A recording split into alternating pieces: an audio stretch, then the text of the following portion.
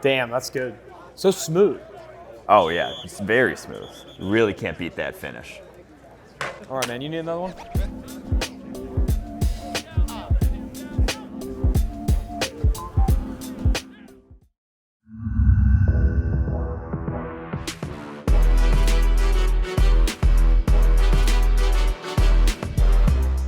Team building season continues. We got more free agent discussion here. Today, Sam, let's break down our top 20 free agents and some ideal landing spots. All right, let's get through it. Starting right now with the number one free agent on our list, Drew Brees. You're standing in front of it, Sam. You're standing in front of the reveal. Where do we think Drew Brees should be landed? There you go. The New Orleans Saints, the best fit for Brees. Just going back to New Orleans, the reunion with Sean Payton. Yeah, and a few of these are going to be heading back home. You know, frankly, Drew Brees has already said that he's playing in New Orleans or he's not playing at all. And the fit is perfect. You know, it's been a fantastic fit from the duration of their tenure there. Drew Brees with Sean Payton. He's great in that offense. He's the most accurate quarterback in the NFL, routinely leads the league in adjusted completion percentage, hooks up with Michael Thomas, better than anybody out there. That is where Drew Brees belongs. If he's not playing for the Saints, he's not playing. Brees did struggle a little bit down the stretch and into the playoffs, but New Orleans' best option as well. I think this marriage makes sense for both sides. What about Taysom Hill? Oh, gosh. No. We'll talk about restricted free agents another time. How about Dak Prescott, the other quarterback that we have at the top of the free agent list, because he's the more likely to earn that long-term deal. Are you doing the reveal again? Back to Dallas with Mike McCarthy, Kellen Moore back calling plays. I think it's a good fit, but also there's no way they let him walk, right? I mean, this is a practical best case scenario, if nothing else. There is no way that the Dallas Cowboys essentially roll into 2020 having let Dak Prescott hit the open market. Whether it's a franchise tag, whether it's a long-term deal, they are bringing Dak Prescott back to Dallas. I wrote up our free agent profile on Dak, and I think the key there is I still think he's a mid-tier quarterback that can produce top-end production as long as they have Amari Cooper or somebody like that on the field, because it was completely different with Amari. So best fit if they have all those playmakers in Dallas. And that could get a little bit more problematic as we go through the list. Are we going to get dramatic here with Tom Brady? Yeah. Because we said Brees back to New Orleans, Dak back to Dallas. I think ultimately Brady back to New England might be the best fit, but you have your heart set on a whole different place for Brady to land. Yeah, unlike the previous ones, the best place for Tom Brady is no longer going back home because they have no receivers for him. None. Nobody. Julian Edelman and N'Keal Harry heading into year 2, which probably isn't going to help him separate any better than year 1 did. They need to add weapons for Tom Brady to even think about coming back. I think the Bears already have a lot of what Tom Brady needs in situ. They've got some receivers. Allen Robinson has made a career out of making a succession of terrible quarterbacks look great. Tom Brady is not a terrible quarterback, even in his, 43-year-old declining state. Slightly declining, right? He's still better than anybody that Allen Robinson has had throwing him the ball since he's been back in high school. They've also got an offensive line that's reasonable, right? It's not a great offensive line, but it would immediately look a lot better with Tom Brady at quarterback than it did with Mitchell Trubisky at quarterback. So I honestly think the Bears are a great situation for Brady to have one last hurrah and head to the Super Bowl. Tariq Cohen becomes his James White out of the backfield, and a pretty good defense to keep them in games as well. Don't hate the fit. Still think he ends up back in New England ultimately. How about Phillip Rivers now? Because we can have some crossover here, right? Some of the same teams, but is this a fallout based off of Brady going to this hypothetical Chicago? Yes. If Tom Brady is gone, if he's departing, if he's leaving because they can't put anybody around him to help, wow, Phillip Rivers steps into the breach left by Tom Brady. And Phillip Rivers has had an entire career of the Chargers not helping him out with supporting cast, so he's well used to it. He'll step in there, take all the responsibility on his shoulders, probably not win, but, have a good shot of it. But he's used to having a bad offensive line with some pretty good playmakers. Might be reverse, the opposite in New England. I could see Belichick maybe not preferring Phillip Rivers over 43-year-old Tom Brady, but if Brady does move on, I could see him saying, I could win for a couple of years with Rivers. Well, I think crucially, not over Brady, but if Brady leaves, I think he definitely prefers Rivers to any of the young options out there in terms of winning going forward. I think he would absolutely go for the veteran for a couple of seasons as opposed to, a Teddy Bridgewater, a Taysom Hill, as some people have suggested. Don't hate Steve Young, Taysom Hill. All right, Ryan Tannehill. His situation fascinating because he backs up 7 years of mediocrity with one of the best seasons we've seen in this entire decade, a 90-plus PFF grade, the best regular season grade. He did taper off during the playoff run, but is this massive outlier season. Who's actually going to invest in that going forward? And 2/3 of one of the best seasons we've ever seen. But because of that, Back to Tennessee. There's no way the Titans can let him walk out of the door. He played so well that you can't possibly say, all right, fine, we're still moving on. Like, you're not going to repeat that, so we're heading in a different direction. They have to bring him back, and honestly, they have to franchise tag him because as much of an outlier as it is, there's no way you can bank on him doing it again. So they're essentially in this catch-22 situation of not being able to let him go and not being able to commit to him long-term because there's no way he's backing that up. Franchise tag him, make him fail in 2020, and then move on. 2 important points with Tannehill. He is the reason why they went to the AFC Championship. Not because of Derrick Henry. He's the reason they got to the playoffs. It's the reason why they got to the playoffs, but they turned around their season. They were 2-4. Tannehill takes over, has an incredible year, but it's almost impossible to sustain. He doubled his percentage of positively graded throws last year. That's just impossible to happen. So you're still expecting a good, not great season from Tannehill going forward, but it feels like Tennessee has to at least try to duplicate it. All right, moving on to the first non-quarterback, Amari Cooper, the hottest wide receiver name on the free agent market. Where's his best fit? And this is where the Dak thing gets complicated because Amari Cooper might not be there. The Dallas Cowboys are already investing heavily in multiple different spots. Zeke tied down long-term. Dak presumably going to get tied down long-term. But what is Dak Prescott without Amari Cooper? And the answer is not as good. So Cooper going to be the prime asset in free agency, the best young wide receiver. The Cardinals, they have their quarterback of the future, Kyler Murray. They've got no receivers. You've got an aging Larry Fitzgerald, a bunch of rookies from a season ago, none of whom really panned out, at least in year one. Amari Cooper is the big marquee name to go after to help accelerate that whole process. Christian Kirk, a nice complimentary piece, but if you have that number one, the trickle down, all those guys have a little bit less pressure on them, and we could see a huge year from Kyler Murray if Amari Cooper was added to the air raid out in Arizona. All right, Chris Jones, the best interior defensive lineman on the market. We saw him dominate many points in his career, had that great Super Bowl. Where could Chris Jones end up? Heading to Buffalo. I honestly think this is a really nice fit. Now, you think they invested in Ed Oliver. He's their pass-rushing, three-tech type of interior player. But this is today's NFL where sub-packages are 75% of your snaps.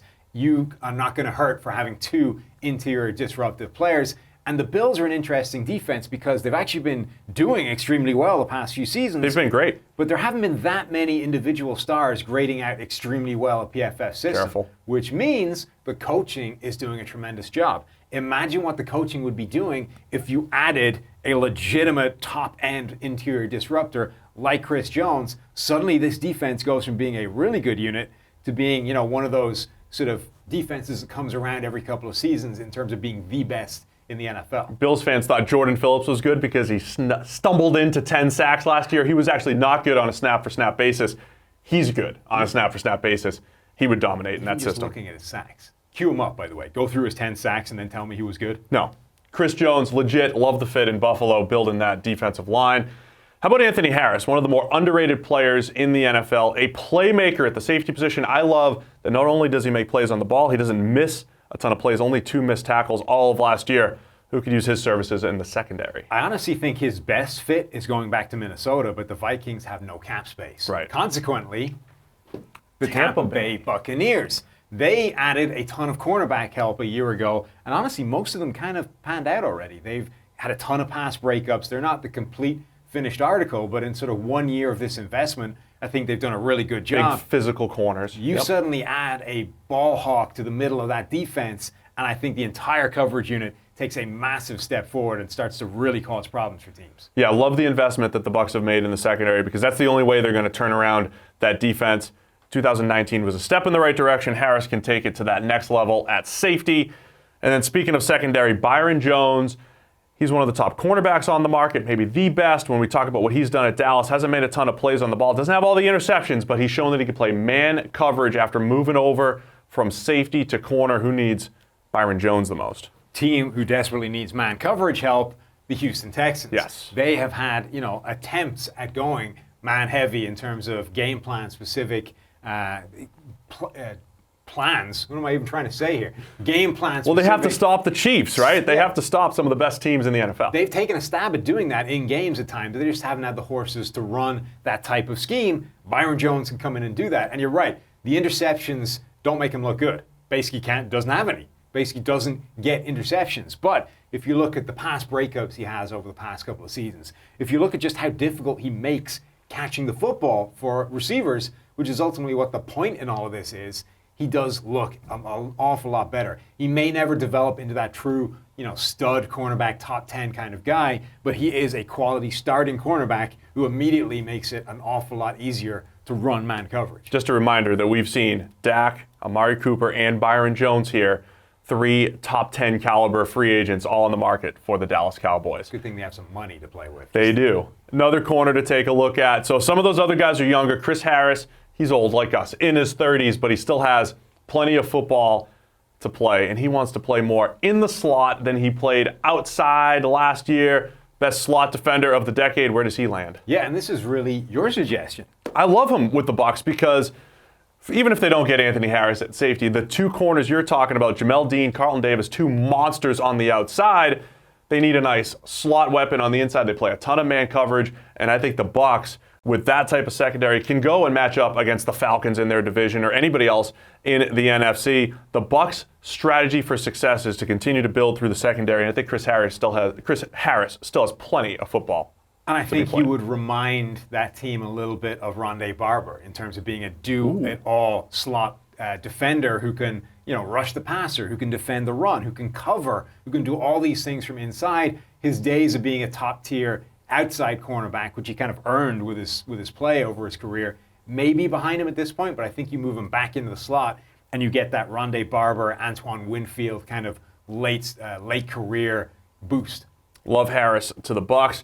How about A.J. Green? Now with Green, injury concerns, but when he's healthy, 6'4", wins on the outside, wins down the field.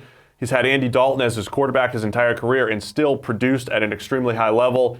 What can we even expect from Green going forward, and where's his best fit? Big question, as is generally what his value looks like. Particularly complicated by the fact that the Bengals might tag and then try and trade him rather than just let him hit the open market. There's an awful lot of unknowns when it comes to Green into this offseason. But all things being equal, he would be a perfect fit within that New England offensive system. Give them a reliable receiver, a guy that can get open, a guy that can win contested catches, essentially a top-tier wide receiver that they haven't had for a few seasons now. And for New England, this could be the strategy to bring Brady back. Yes. I mean, Brady's going to want some playmakers. Weapons. He's going to want some sort of promise that New England is looking to revamp that wide receiver core. So being able to grab Green, whether it is in a trade situation or just saying, look, we're going to attack that heavy in free agency, could lure Brady back to New England. Mm-hmm. Love the fit there. Now, Jameis Winston.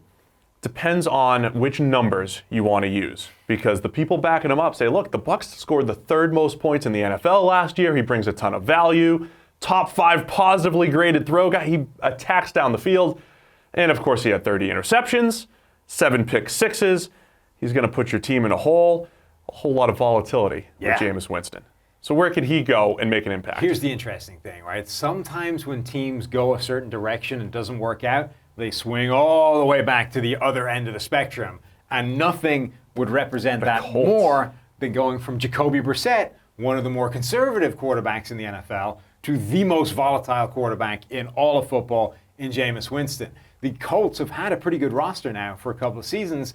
That was supposed to give Brissett the platform to play better than just a good backup, to be a starting caliber quarterback, albeit one that's not a top 10 caliber guy, somebody that could legitimately lead this team, take them into the postseason, win some games. Didn't happen. Jameis, he might make some mistakes along the way, but he can take advantage of some quality roster and actually propel you into the postseason. We've literally never seen a quarterback as volatile as him. 4 seasons where he's ranked in the top 10 in both positives and negatives, the way we do our play-by-play grading. That is unheard of. He's got 4 out of 8 seasons where that's happened. So a lot of exciting things happen when Jameis is a quarterback. Don't forget, he just got the LASIK, so he's fine now. Oh, so it could be, especially in a dome. LASIK plus a dome in Indy. He'll see the linebackers now because he just got his eyes fixed. So there you go. We should move him up the free agent list. Yeah. Why is he so low?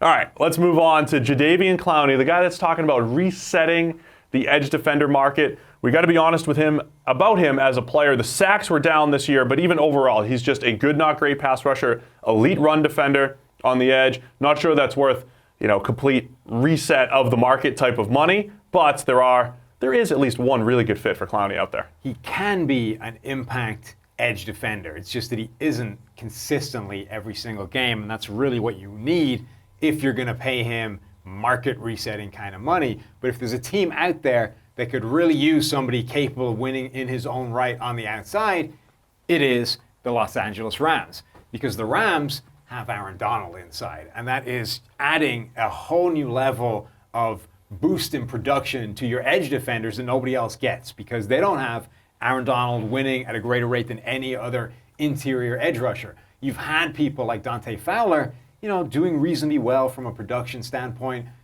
basically because Aaron Donald is there. When you have that interior pressure, they can clean it up. Right. So imagine if Dante Fowler becomes a Jadeveon Clowney, who is a better player to begin with. It's just magnifying the production of everybody out there. I like the fit. Clowney potentially to the Rams. It seems like that's been a weakness for them for quite a while at edge. Fowler was merely just a Band-Aid for a little bit out there. How about Marcus Mariota, a guy that I think the narrative is going to be, hey, look, his teammate Ryan Tannehill had that really cheap backup deal. Before you know it, Tannehill's in the AFC Championship. Mariota, still young, and they're very similar quarterbacks. They could throw accurately at the intermediate level. Tannehill takes a ton of sacks. He takes a ton of sacks. Could a fresh, new environment, work wonders for Mariota? Yes, and I think it needs to go the same way as Tannehill's did, which is your days starting now are over. At least until, somebody else gets hurt and you step in and have the same kind of, boost that Tannehill did. So, he's going to back up Tom Brady in Chicago? He is now. Did you just predict injury for Brady as well? No. Oh, okay. He's now the backup in Chicago, or at least competing with Mitch Trubisky to be a backup there. I think his days, and honestly, this holds whether Brady is there or not. Of course, right. Even if Trubisky is still the nailed-on starter, Mariota comes in as your backup, and now, it's like, how long is it going to be before the Bears bench Trubisky next season if he continues to play like that? Now, you have an alternative option. Mariota's on the bench. We're not planning on starting you anytime soon, but 6 games in to this horror show, exactly the same thing has happened to Mariota this year. It's like, look, you're just playing too bad. We have to sit you down. I know the backup is Ryan Tannehill, but frankly, you leave us no choice. So that's going to be Trubisky. Trubisky's going to leave them no choice. Mariota comes in, and that's his opportunity to rescue his career. I think the NFL is at a spot where there is about 32 starting caliber quarterbacks. That hasn't always been the case. I would have no problem having Mariota on my team. Maybe not as the guy that I'm, having lead the squad and saying, hey, we're going to rally behind you, but just taking that chance in case you can, catch that magic. I like the fit with the Bears. By the way, some of these, you can't always have Brady and Mariota. Some of the fits, there's more than one player that fits perfectly. There's some teams that need multiple. All right, there's some teams that specifically need a position, so we're going to send a couple people there. So Hunter Henry, tight end, when he is healthy, looks like a top 5 caliber receiving tight end, had a good rapport with Phillip Rivers. Health has been an issue, but he's the top receiving tight end option on the market. And where could he go? Going to the Patriots. It's a team with the worst tight end situation in the NFL last year. And honestly, this one works even if they do get A.J. Green as well. Like, they need receiving help that badly that they should target multiple different players, multiple different positions in free agency, and then probably again in the draft, and, keep swinging, because they need to, A, improve those positions, and B, desperately convince Tom Brady to come back. Yeah, again, if Brady knows that A.J. Green and Hunter Henry could be, in New England, I could see him returning to the Patriots. How about Cory Littleton, a guy that has emerged as one of the best coverage linebackers in the NFL? Can't think of a better fit than a team that's been looking for a good coverage linebacker for so many years, Sam. Green Bay. And Green Bay Packers. Blake Martinez is going to be hitting free agency. They get a chance to essentially swap him out and bring in Cory Littleton. And, Martinez is an interesting player because he's graded well in coverage in the past at both the college and the pro level. He's also graded well against the run in the past at both the college and the pro level. just never at the same time. Right. And always launches back in the wrong direction once he's graded well for any of these seasons. So you replace him, who, let's face it, has some fairly obvious athletic limitations, with Cory Littleton, who has been one of the most consistent coverage linebackers in the NFL over the past couple of seasons. Huge upgrade, should transform a defense that has a lot of pieces in place. Yeah, Littleton's made a ton of plays down the field, at the line of scrimmage, can cover running backs in man coverage. He brings a lot of versatility to your coverage unit as well. Love the fit in Green Bay. Anthony Castonzo, another underrated player, left tackle, who's a really good run blocker and a solid pass protector. We always talk about at least being average across the offensive line. He's an above average tackle that really elevates the level of your entire offensive line when he's out there. And consistency has been his most impressive feature. It's not easy to grade really well consistently at the tackle position. He has done it, but this one is really a practical matter. Yeah. He's basically mulling retirement. He's either playing in Indy or he's not playing again. So frankly, why mock him to go anywhere else? Still a top 20 free agent for us this year because of how good he has been at tackle. Robby Anderson, a guy that we ranked highly because I think we're seeing when he has that deep threat opportunity, a quarterback to get him the ball, he can make an impact on an offense. Not sure he's a number one. I don't think he's a number one, but as a complementary deep threat, I think Anderson has plenty of downfield skills. He does. He has that kind of Will Fuller ability to impact an offense and change what's happening out there. Therefore, I'm going to send him to Vegas. Now, Ooh, I almost said Oakland. that's a strange haircut combination to be heading to Vegas. But frankly, if he can't coax some deep passes out of Derek Carr, there is no hope for him. So let's give Derek Carr the deep option. Let's at least put something out there that shows that the structure is there for him to pass deep. If he's still not doing it, then it's time to cut bait with Derek Carr and move on. But this is give him a chance to succeed. That's ultimately what you want to do for your playmakers, particularly when it's the most important position in the NFL. Give the guy every opportunity to show that it's him that's the problem, not the things around him. And I think Robby Anderson would do that. Yeah, Carr needs to be more aggressive. Darren Waller emerged last year at tight end. You have a deep threat in Robby Anderson. Maybe grab a receiver or two in this loaded draft class, and all of a sudden the Raiders have an incredible passing attack in Vegas. How about Teddy Bridgewater, another guy, because quarterbacks are so valuable, he makes our top 20 because he's a starting caliber quarterback, and he just, showed what he could do with Sean Payton, won a bunch of games while Drew Brees was out. Did that improve his stock enough to earn a starting spot? I think it did. I think he earned himself some money. And with the Chargers already admitting that they are Is that the moving reveal? on from Phillip Rivers, There it is. Teddy takes over. Teddy goes to the Chargers and at the very minimum serves as a bridge quarterback to whoever they draft this year. I think Teddy Bridgewater, yeah, nice, there you go, bridge. I think Teddy Bridgewater earned himself some money, proved that he could get back to being the quarterback he was before the devastating knee injury. He took a little while to get going as a starter, looked like he might be the sort of timid, gun-shy, broken quarterback that he was after that when he was only being seen in mop-up duty or with the backups, the second team. But then by the end of that run, he was old Teddy again. He was pushing the ball deeper down the field. He was making the plays you expect him to make. And I think that made him a viable starting candidate for somebody. Quarterback who takes care of the ball. You can trust your defense with him. I think Teddy is on that cusp of the top 32 starting caliber quarterbacks. Again, the NFL is in a spot where I think there's a lot of viable QBs, Bridgewater, right in that mix. And we're going to round out the top 20. Justin Simmons, all-pro safety for us last year. It was his breakout season. He had not played to that level in previous years, but he made plays all over the field. Vic Fangio's scheme really gives the safeties opportunities to make plays, and Simmons was fantastic. It did, and therefore heads to Dallas, where their safety situation has not been the best in the world over the past few seasons. Simmons, I think, is A, an impact safety, B, a guy that can line up all over. I think he's at his best playing sort of deep, but for a deep lying free safety for the majority of his time, he makes a ton of plays in and around the line of scrimmage. He's not just a guy who backs off, only deals with coverage, and then, somebody else's problem essentially is the run game and the stuff in front of me. He's active on that stuff underneath, has a ton of defensive stops, which you don't often see from a safety that plays deep off the line that often. I think he's a player that has a transformative effect on a defense, particularly if you already have some, players in place, as the Cowboys do. So Simmons potentially to the Cowboys. There you have it. It is the best fits for the top 20 free agents from PFF. Go check out PFF.com. We have full breakdowns on all of these guys, including the thick view, the really deep scouting reports on all these guys. It's over at PFF.com. You want to get rid of me and get back to more great PFF YouTube content?